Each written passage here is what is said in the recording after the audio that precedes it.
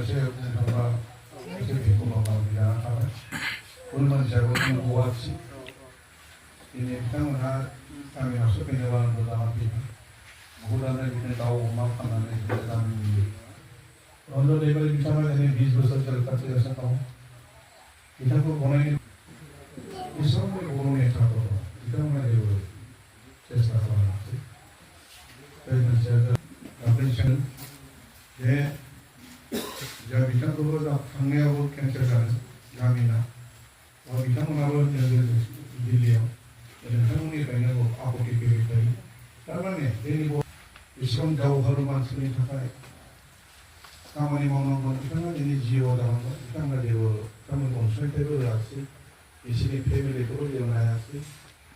गाव गाव थांनाय समाव बेसेबां मानसि थैलांखो बिनि हिसाब गैया बिनिबो अनसुंथाइ गैया बेराफारसे बे दावहायाव सोरबा गुबुन हारिनि मानसिफ्राबो थैदों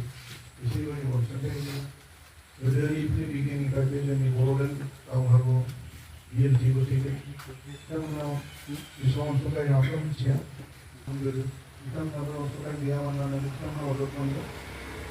ओंखायनो गोरिब गुन्द्राफोर फैसा बिथांमोना होआसै अनसुंथाइ होआसै दिनै बर' रायजोफ्रानो होन गुबुन मानसिफ्रानो होन बयबो गासैबो असान्तियाव दङ बिनि थाखायनो जों बे गोदान पार्टि मोनसे अर्थान्थिक पार्टिखौ जों थागोन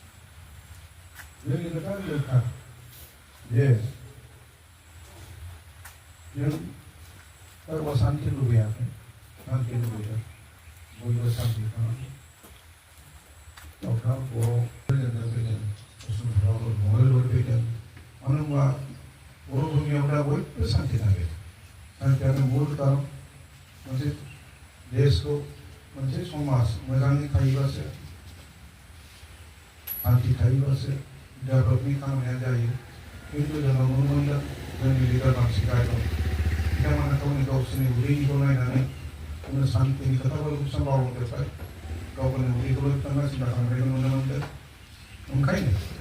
जों बे टिडि दला जों बयनावबो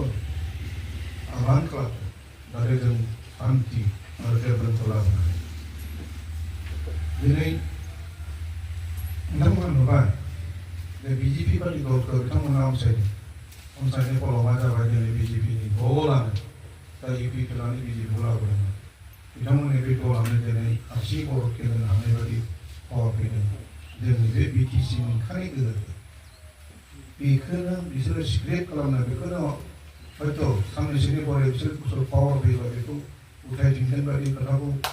सोर बुंदों आरो मोनसे जायगायाव ट्राइबेल बेल एन्ड ब्लक थानो मोना बेखौ जोंनि दिलीप सैखियाबादिया सापर्ट होनानै दैखांहरनाय मानसियानो बुंदों बिजेपिनि प्रेसिडेन्टआ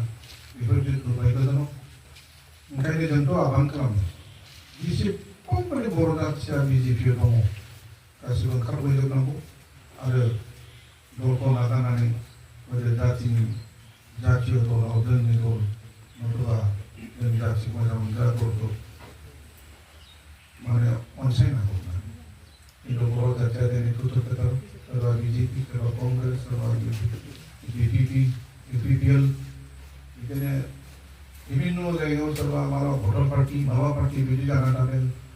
इसेल' जातियानो गावनि जातिखौनो बेबायदि फोसाबनायाव रोङाबा बे जातिया बोरै दावगालांनो हागोन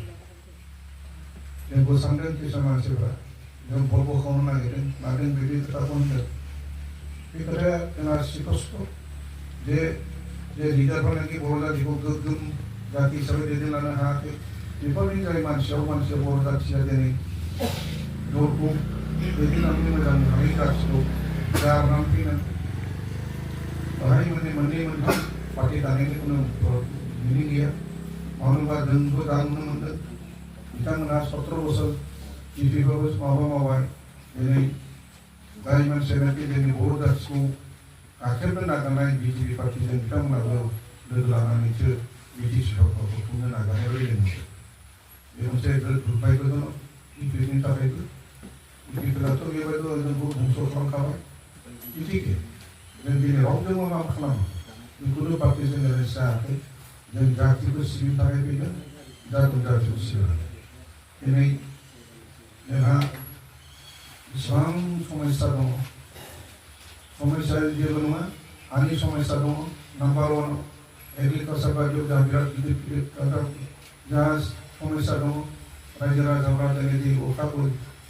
माबायाबा खुनुमायखौनो गायनो हाया बेफोरबायदियाव एसेबां गोबाव बिथांमोना सालायदोंमोन गोदो मिनिस्टार मोनदोंमोन मा मोनदोंमोन बिदिब्ला बेफोरबायदिखौ जों नुनो मोनाखै जों मोनसे जायगायाव मोनसे